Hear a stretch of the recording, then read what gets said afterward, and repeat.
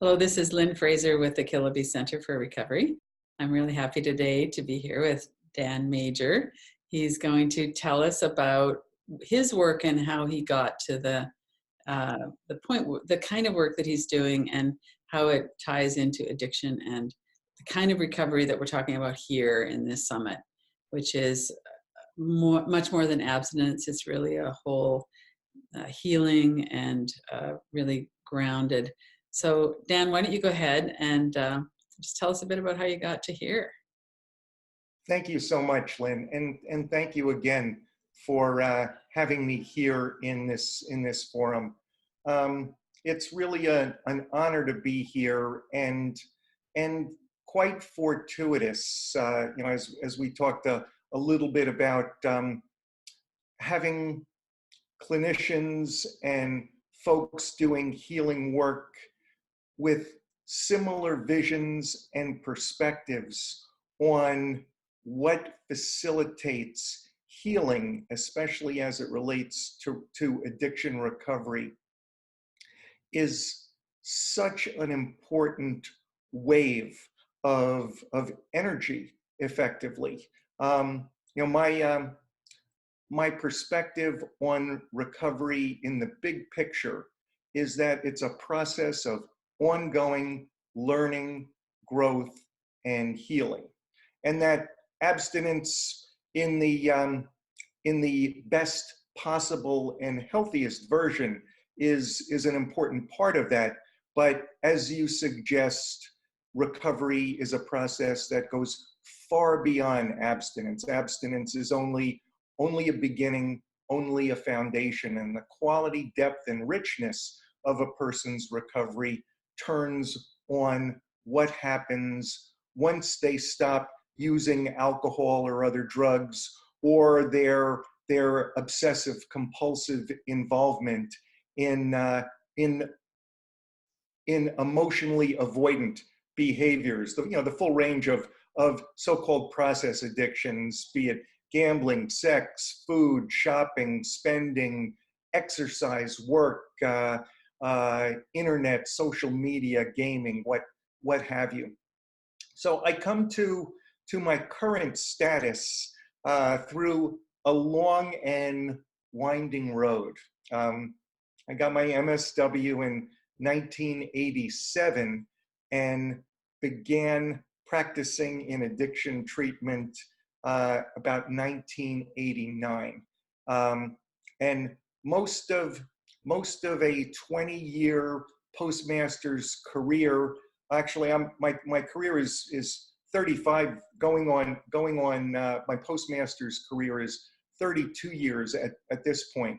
But prior to an addiction mandated hiatus, I had 20 years of treatment 20 years of experience in addiction treatment, primarily at senior management levels as clinical director, vice president of counseling services in a wide variety of behavioral health settings, both outpatient and inpatient, including in a hospital-based detox and inpatient treatment program in New York, about 30 miles northwest of New York City.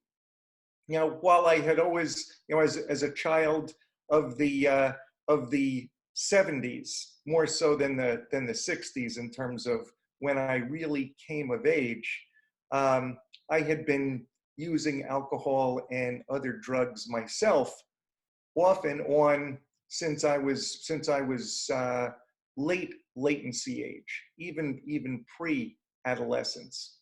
And I walked a careful and conscious tightrope for a very long time, graduating college with honors, doing my MSW program, moving up the career ladder. And at a certain point, I became afflicted with a chronic pain condition, 2 herniated discs in my lumbar spine.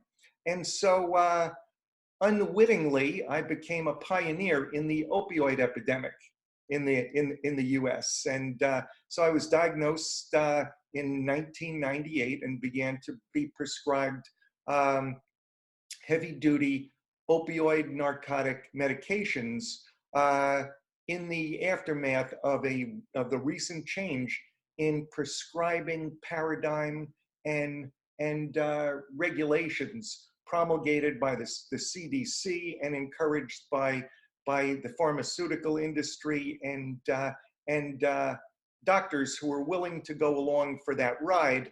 You know, in most cases, I believe they were well-intentioned, but at minimum misguided, wanting to believe that in fact somehow long-term prescription opioid medications could be effective for chronic pain, when the only real research that substantiated the efficacy of long-term use of opioids related to terminal illness, which obviously has a termination point, and pain for cancer. And what I found was that over the course of 8 years of taking those medications every day, I became increasingly not just dependent upon them, but hopelessly addicted.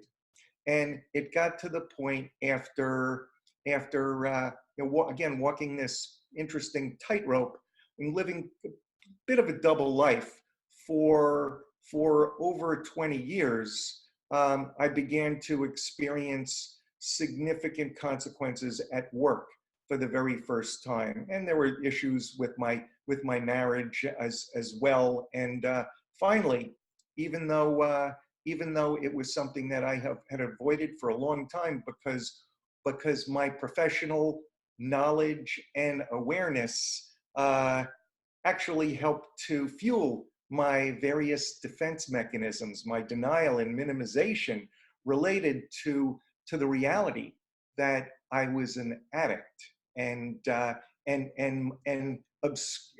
obscured willingness to take the necessary steps to do something constructive with reference to it. It got to the point that I couldn't deny it to myself or anyone else, and needed to have the experience of being on the other side of the desk, so to say. And No, you know, that's so just to kind of pause there. My goodness, that must have been such a difficult. I mean, I can see why you wouldn't want to go, oh, I'm addicted, I need some help. That there would be such a process of coming to terms with that, and other people being involved in it too. And yeah, wow. it was horrifying and terrifying, and the shame and guilt connected to it was really profound. Right. But it got to the point where that was one of the very few options left. Another one being a legacy that I wasn't willing to leave to my then adolescent kids, because as we know, the number one risk factor for suicide is having a close relative who successfully suicides, but more so than any other level of relative, having a parent. Wow. But it got to that place where it was kind of either or, and it was horrifying, but it was fascinating. When I got to treatment, and I ended up at a treatment program that did co-occurring addiction and chronic pain, one of the few in the country in late 2006 at that point. And having to admit in a group setting, introduce myself, hi, I'm Dan and I'm an addict, was both terrifying and liberating in a way that I never would have anticipated. Just being able to speak the truth of that reality without having to continue to hide it in an increasingly desperate, anxiety and fear-driven sort of way. Right. So because I was not a young person at the time, I embraced treatment and recovery with an attitude of, I only want to do this once. I'm not going to put myself or those closest to me through this again. And so I became involved with the 12-step program that I'm still actively involved in, and fascinatingly, my professional knowledge, experience, and skill transitioned from an impediment to my recovery and healing in connection with it to really a wonderful resource, where I was able to have a deeper and different understanding and perspective for the processes that I needed to go through and engage in. And also I had, I learned how to meditate when I was 16 years old. And I started with transcendental meditation.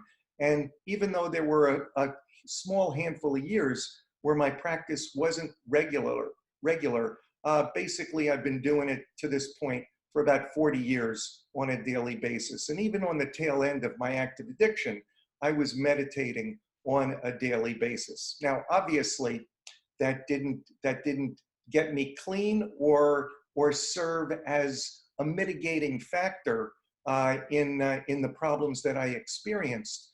But again, coming out of treatment and embracing recovery, it became part of my overall recovery practice. And part of that was continuing to add various mindfulness related practices to this process of understanding, learning, growth, and healing at multiple levels. So one of the consequences of the tail end of my active addiction, I gave up licenses in clinical social work and alcohol and drug counseling in Arizona, where I was living at the time. And when I had 2 years clean, I was able to begin work as the senior staff writer at a small publishing company in Las Vegas that focused on topics related to wellness, behavioral health, and addiction recovery specifically. And it was through that experience that I had the opportunity to write 2 books of my own and have them published. The first is Some Assembly Required, a Balanced Approach to Recovery from Addiction and Chronic Pain, which is partly my story. It's mixed genre. It's about a third memoir, and I tell my story in all of its exquisite and gory detail, making the determination that if I was going to tell it, it had to be complete.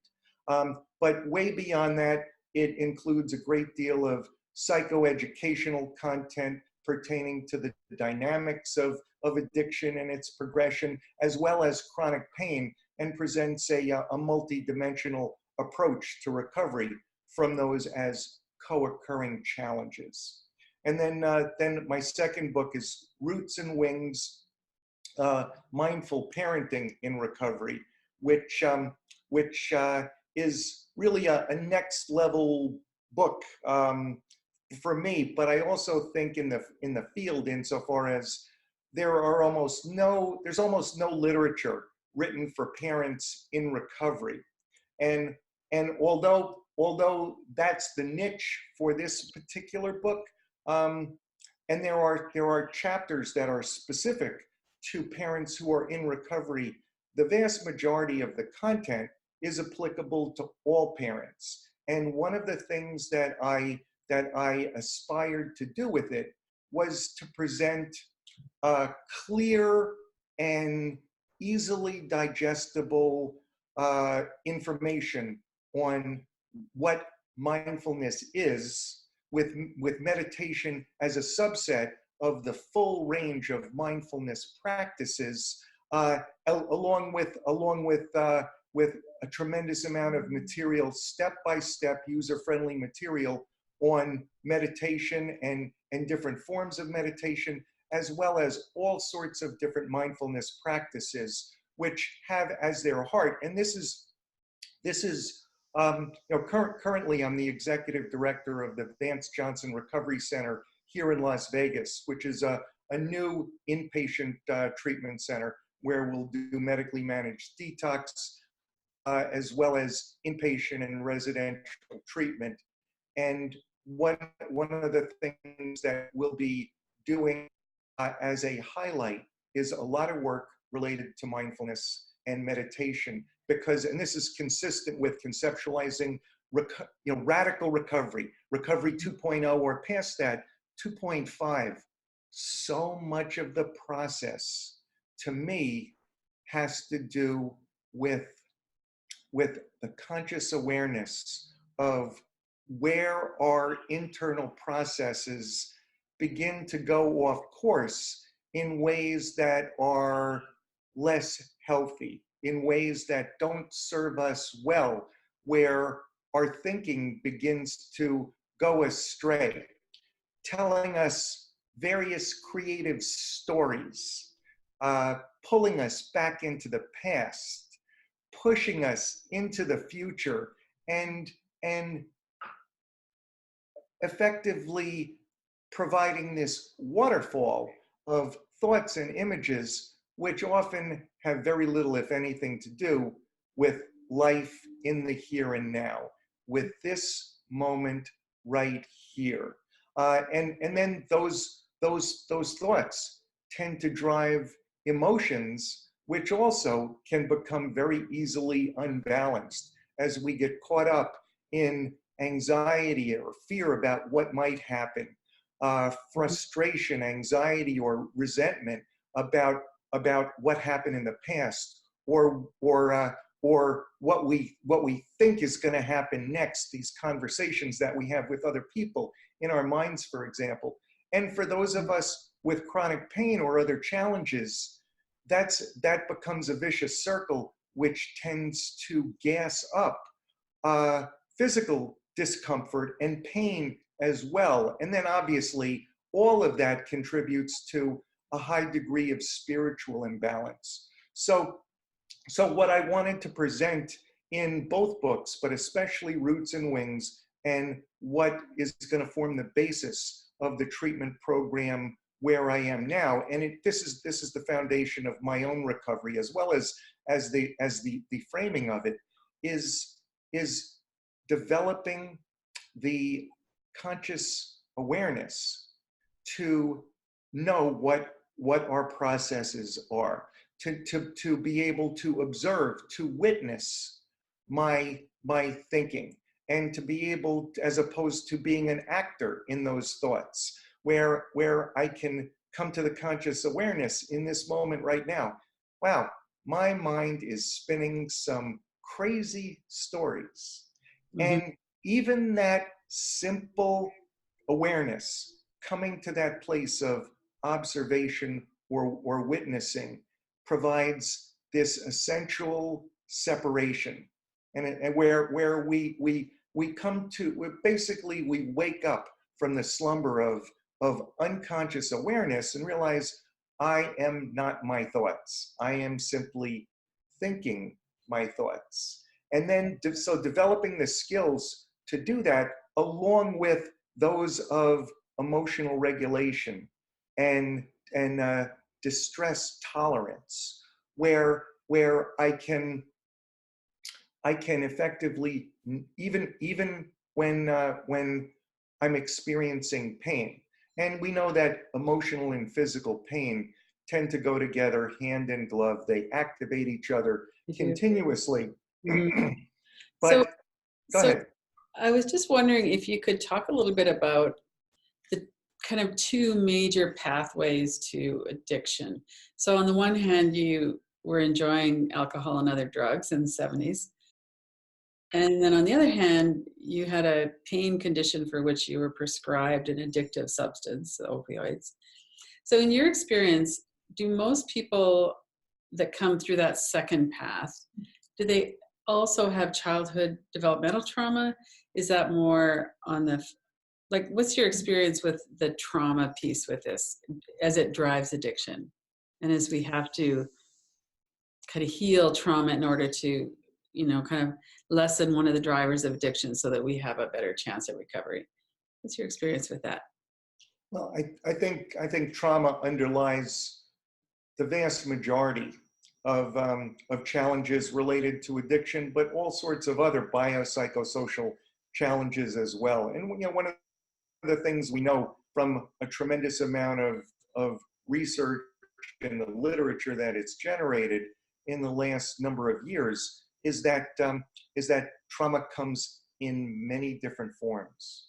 And it's not just the so-called big T traumas, but the small T traumas, those repetitive experiences of failure in interactions between children and primary caregivers, parents most notably, but all forms of primary caregivers, including teachers, sometimes coaches and other important adults. But when children experience the adults that they're dependent upon, as sometimes there's more overt abuse and neglect, including that which is addiction driven on the part of those adults. But sometimes they're just these mini or even micro failures of present-centeredness, of emotional availability that create fissures in the attachment process, fissures in the process of normalizing and validating the experience of children and young people. And when they experience the adults that they're dependent upon, the people that are most important in their lives, as not being there for them, even in these circumstances where the adults simply aren't paying close enough attention because they're involved in other stuff. Maybe they have no real awareness of the essential importance of connecting with their kids on these levels. Maybe they're stressed out at work. Maybe they have their own health challenges. Maybe there are challenges with other family members or friends. There was life on life's terms, especially now with 24/7 connectivity, spreads everyone remarkably thin. But when kids experience the adults that they're dependent upon as not being there for them in the way that they need, and this goes back to object relations theory and the pioneering work of D.W. Winnicott, the British pediatrician turned psychoanalyst, who described the challenges related to providing a holding environment and good enough parenting that Bruno Bettelheim then built on. But kids learn that there's something wrong with them when they have these experiences. That if there weren't something wrong with them, the people who I love and who I'm dependent upon would be there in a more connected, more responsive sort of way. And so these bricks in the wall of poor self-image, of impaired self-image, self-worth and self-esteem begin to form. And then if you add like more, so to say, significant episodic trauma on top of that, verbal or emotional abuse, physical abuse, neglect, parents not being there for them, sexual abuse, or violent crime, and the more conventional forms that mainstream understanding of trauma tends to take. What we're talking about is a profound wounding of the psyche. And so I think the healing process has to normalize and validate the reality that many more people than not have been traumatized in these ways, and so some of the core characteristics of active addiction, in my experience, involve a sense of not fitting in, of not being good enough or not being enough, of being of emotional sort of hypersensitivity, having very finely tuned emotions where things may affect them, result in higher levels of challenging or uncomfortable emotions than other folks potentially, and this sense of internal emptiness, and hence the need to fill it up and to turn down the volume of this emotional hypersensitivity and facilitate a sense of connectedness and of fitting in. And alcohol and other drugs, along with other activities, can serve that purpose, but all forms of emotional avoidance ultimately backfire because they can work for a short period of time. They provide this sense of relief and temporary respite from the onslaught of that discomfort, of that pain. But invariably, the sources of the discomfort and pain, including when the etiology is related to traumas, obviously don't go anywhere. That continues, and it's waiting when the being under the influence of whatever it is begins to wear off, and then you combine it with the increased discomfort of the withdrawal syndrome, including the immediate micro withdrawal of coming down from whatever it is. And then in addition to that, you have the consequences of the progressive addictive process, all of which, basically result in addiction being a shortcut, which leads to a dead end. Sometimes it takes people a lot longer to get to that dead end, as it did with me, but eventually they get there. And so one of the books I had the privilege of editing when I was the senior staff writer at this publishing company a few years ago was by a physician named Jason Powers, who is also in recovery himself, and it's called When the Servant Becomes the Master. Mm-hmm. The alcohol and other drugs and other obsessive compulsive behaviors, they start out serving us. They serve a certain purpose, but if we use or involve ourselves with them long enough, eventually that transforms and resulting in, due to the changes in neurochemistry and neuroanatomy, we end up at the mercy of those processes, caught in the grip of obsessive thinking, compulsive behavior, and this deep narcissistic self-centeredness, because we're afflicted with tunnel vision, and our worlds get progressively smaller and smaller and smaller, revolving around the need to get whatever the substance or behavior is, our involvement in using it, and then recovering from the withdrawal and setting off that cycle all over again. And part of that process, when results in so as we know, trauma changes neurochemistry and anatomy such that there's this dramatic infusion of cortisol, the stress hormone, into the nervous system, and people's central nervous systems get stuck in the mode of fight, flight, and freeze out of survival. Right. And it's kind of like a smoke detector that gets stuck in the on position. It's wearying and exhausting, but people don't know what to do. in connection with it. And this approach to recovery that we're talking about, and this is absolutely facilitated by processes like EMDR, but also all manner of mindfulness-based practices, including meditation, to help people again develop the conscious awareness of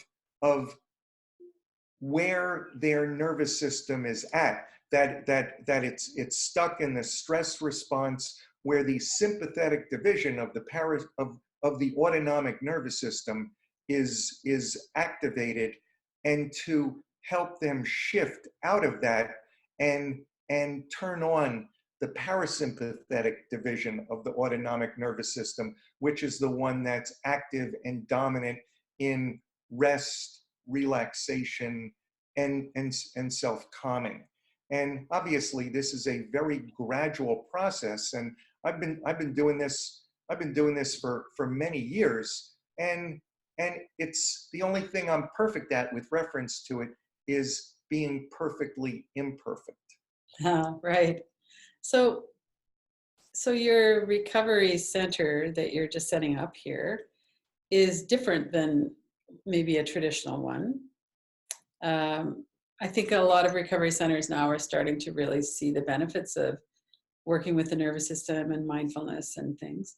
But can you just maybe highlight what would people be doing when they come to your center as compared to maybe a more traditional 12-step only?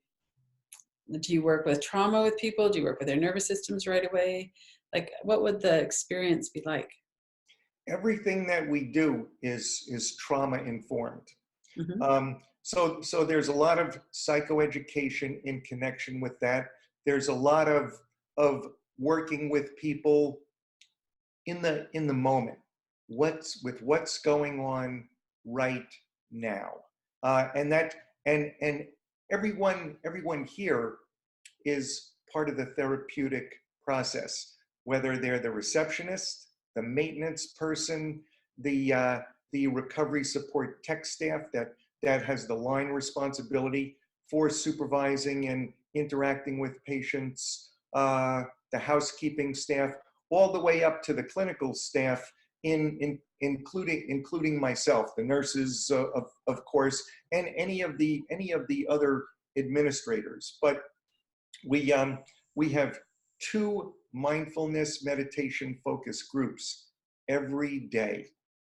And so for instance, those processes, that education and practice, and it's about learning, but practice. So there's going to be a ton of practice here, because in my experience, and this goes back to a childhood filled with competitive sports, the only way to get better at anything, no matter what it is, whether it's sports, gardening, cooking, working on cars, recovery, mindfulness, whatever it might be, learn the techniques that work for us, that which is effective for us, and practice them with persistence and dedication, even when we don't feel like it. And it starts with intentional breathing. So often, especially when people are in that, when they're stuck in the mode of the sympathetic division of their nervous system, fight, flight, and freeze, their breathing is incredibly rapid and shallow. And often, in addition to that, people are holding their breath for nanoseconds, for tiny periods of time. And of course, what that means is that there's less oxygen getting into their bloodstream, into their lungs, to their brain, to their vital organs, and so forth. And that only increases the stress and the anxiety that they're experiencing. So to effectively sabotage that process through conscious awareness and help people learn and practice how to breathe intentionally is, as simple as it is a huge intervention in and of itself. And then of course, conscious attention to the breath is really the foundation of many mindfulness practices, including meditation. But ultimately, to me, it's about, healing the pain as much as we can is where it's at. However, given that that's a lifelong process, my personal approach to recovery, and that which we're going to evidence here at Vance Johnson Recovery Center, is helping people develop the awareness and learn the skills to be able to greet their discomfort and pain, whatever form it may be, to notice it, to greet it, to observe it, and be present with it, even if it's uncomfortable, even if they do not like it, to allow it to simply be, and in turn make space for it, and then to hold it and to ultimately make peace with it to the extent that they're capable of, in contrast to fighting against it because they don't like it. Because who wants to be uncomfortable? Who wants to be in pain? That would be, that would be silly. But the reality is, life on its own terms throws no small amount of discomfort and pain in all of its manifestations at everyone, normally and naturally, to say nothing of folks who've experienced challenges related to significant trauma and addiction. And as Carl Jung emphasized, so much of the healing process is really about learning how to accept and make peace with those parts of ourselves and our experience that we struggle with, those parts of ourselves and our experience that we don't like, perhaps deeply dislike, but are inevitably part of our experience. And so to come to terms with them and simply learn how to make peace with them to the best of our ability, rather than bang our head against the wall of them with all of the problems that creates, all of the forms of avoidance, including the use of alcohol and other drugs, is really one of the most critical pathways to health and to healing, to learn how to live a whole, healthy, and healed life. Right. One thing that I've noticed, I teach meditation and have for many years. And one thing I noticed that people often say is, my mind was a lot better before I started meditating, because now they're becoming so aware of all of the compulsions and the catastrophic thinking and all of that was always there, but they weren't really kind of aware of it. And then with the way trauma is stored in our body, and we use all of these addictions, processes, and substances to distract ourselves from that and to not have to feel that. So can you talk a little bit about that process of or maybe have an example of someone you're thinking of or yourself? How do we open to that when we know it's going to be difficult? We've always managed it in this way through our addictions, and now we're expected to actually be really present with it. What's that process like for you?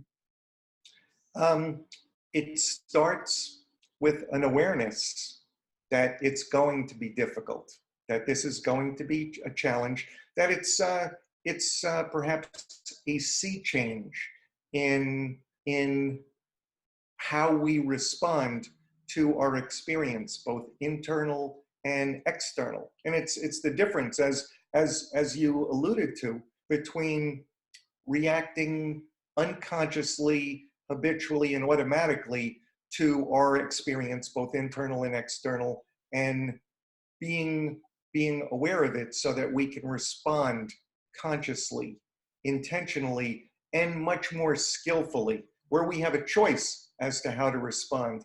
And although there's a quote that's attributed to Viktor Frankl in Man's Search for Meaning that's incredibly famous, but when I went to get permission to use it from the Viktor Frankl Society, the keeper of his legacy, for in some assembly required, I was informed that quote, that he never actually said those words, although he articulated words very similar. But you know the quote, it's that, it talks about his experience in the Nazi death camps, and they could take everything away from him. They could take away his family, his food, his health, his livelihood, his practice. They could take away his life.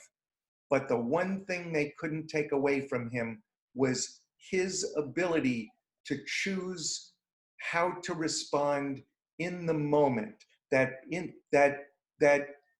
between stimulus, what happens to us, and response, what we do with what happens to us, is a space. And within that space lies our freedom.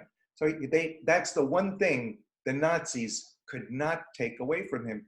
And it's such an exquisite metaphor, but it requires tremendous effort. It requires tremendous work. And the only way to make meaningful life change in any form is to be able to mobilize strength and courage, to know that it's going to be difficult, to find ways to accept and work through that, to struggle through that, to do it even when we don't feel like it, with as much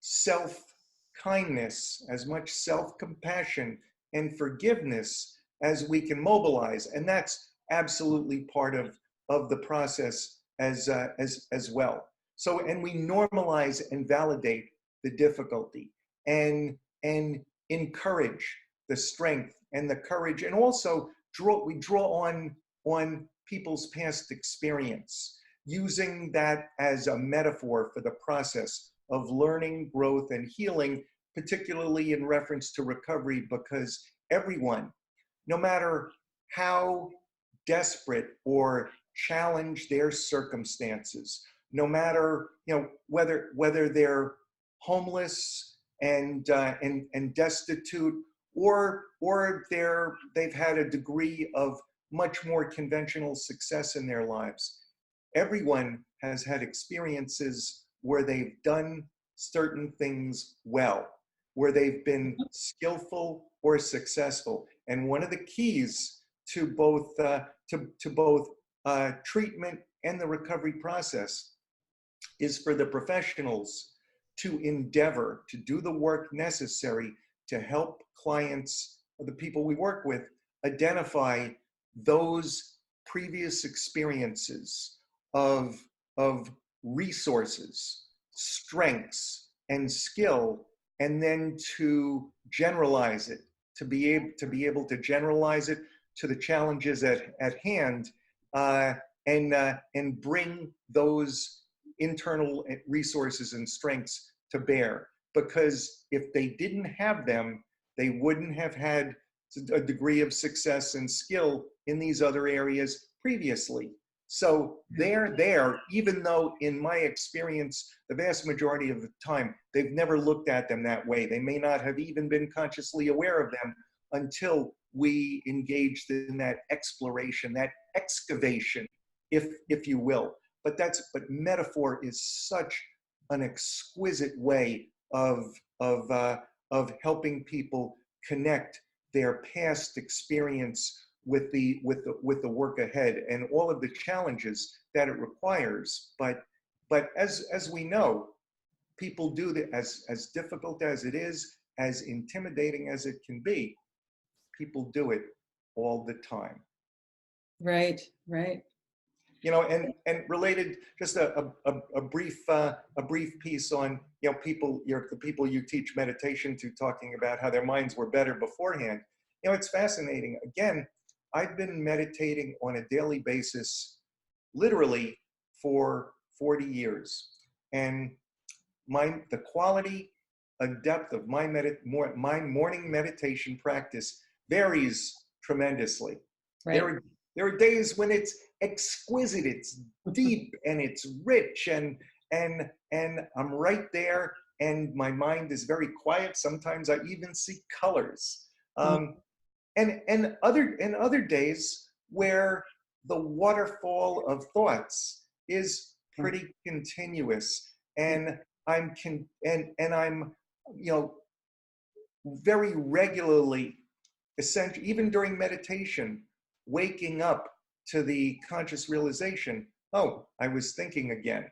Oh, and just, but that, and early in my practice, I was very self-critical. Oh, I'm doing it wrong. I'm screwing up, what have you, and so forth. And one of the things I've learned is how to practice self-compassion and self-forgiveness, how to be kind to myself in connection with that. So now it's just an awakening. It's no big deal. Okay, let's go back to the focus of this particular practice today. Right. So how do you manage pain, physical pain without opioids, like Well, yourself and other people? that's a wonderful question, and that's one of the things that we're going to do here as well, because this is something that I have a tremendous amount of experience in, both personal and professional. Mm-hmm. Um, and I still have chronic pain. I still have herniated discs at the L5 and S1 vertebrae, and surgery is always an option, but that's not something I'm interested in. So what I found is that there are no magic bullets, there are no quick fixes. Kind of And like with emotional pain. It's a exactly, process that takes time. Yeah. exactly. And as we mentioned earlier, physical and emotional pain go together in a way that's pretty seamless. They activate each other continuously. The more physical pain we have, the more likely we are to feel anxiety, frustration, sadness, depression, anger, sometimes guilt and shame, depending upon our functioning. And the more I feel any of those emotions, if I'm not mindful about it, the more physical pain I'm likely to experience, because it just increases overall discomfort and adds to the injection of cortisol into the nervous system and the stress response. So my approach is twofold.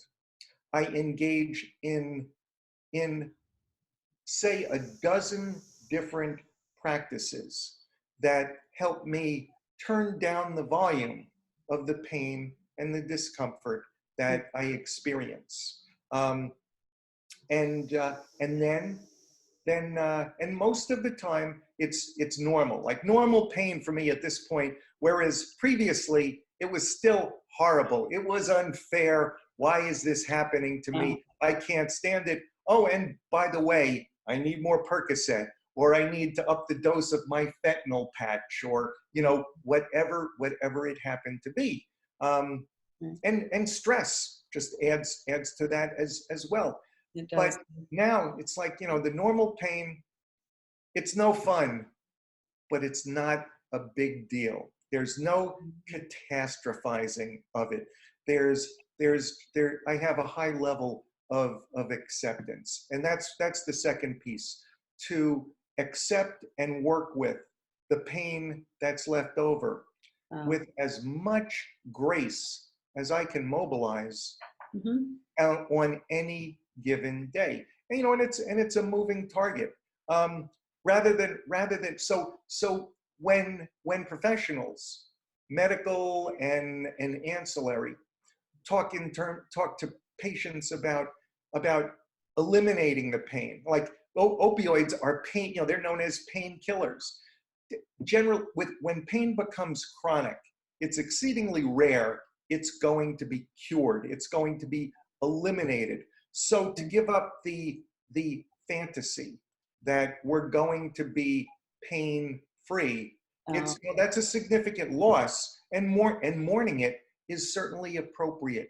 But coming to terms with it is really critical, because then we're prepared for the reality of what is, which is what mindfulness is at its essence. It's being with what is, yeah.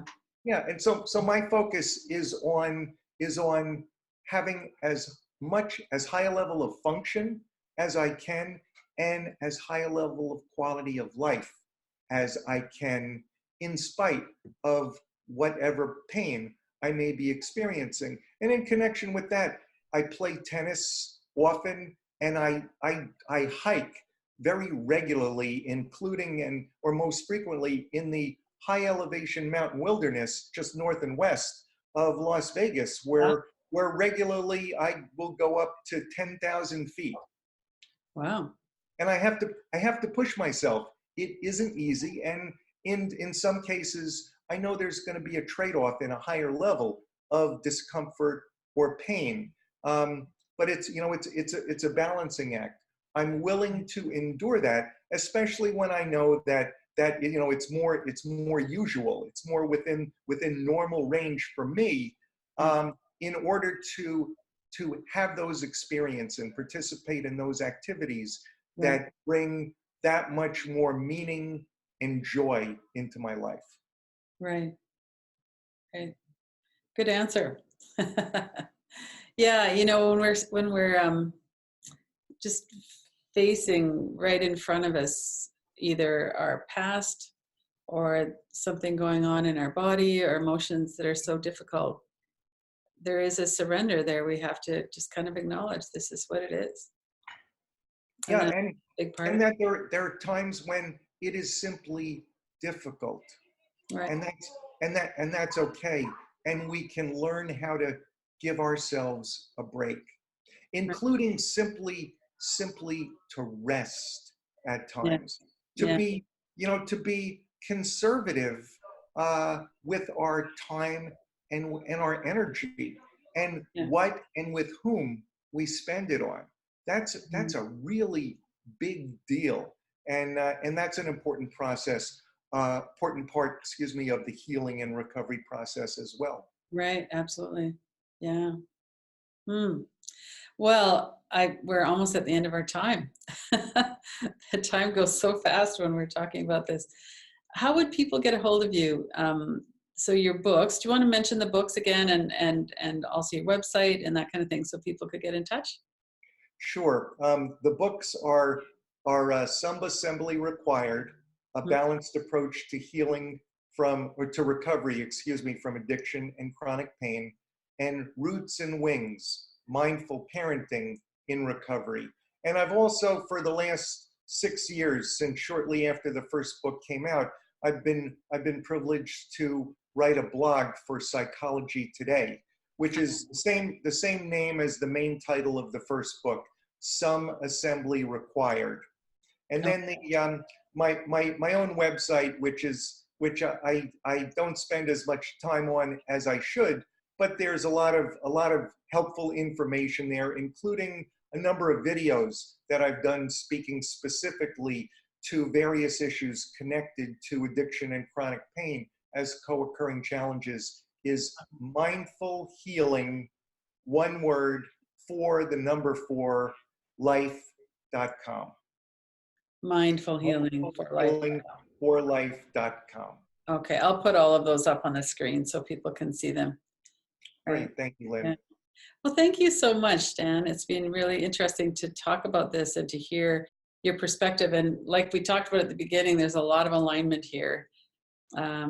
And I think it's wonderful that we're not so much in that kind of I got to grit my teeth and get through this, but to really open up to how it actually is to have difficulties in life and to have pain and emotional and physical pain, and how we can be present with that with kindness, and that makes all the difference.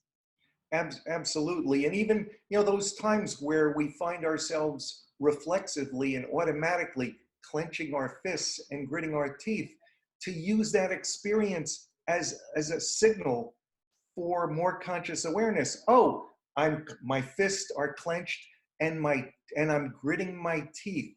Let me loosen and relax a little bit and pay attention to the quality of my breathing right now.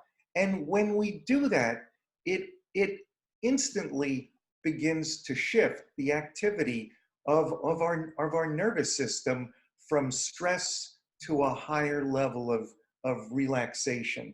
And whenever we can do that, it's an important part of the healing process. It adds to and it deepens that.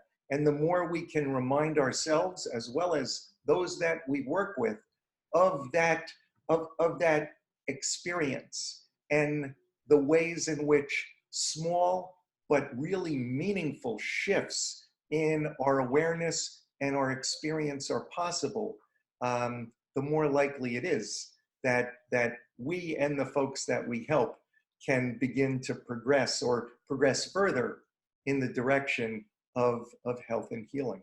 Mm-hmm. Mm-hmm. Well, thank you. Thank you very much. My pleasure, Lynn. Hello, this is Lynn Fraser with the Kiloby Center Radical Recovery Summit. We are so excited to bring you the lineup for January 10th to 19th, 2020. Go to radicalrecoverysummit.com to see the new headliners for 2020 and to sign up. You can watch free January 10th to 19th or buy an all-access pass.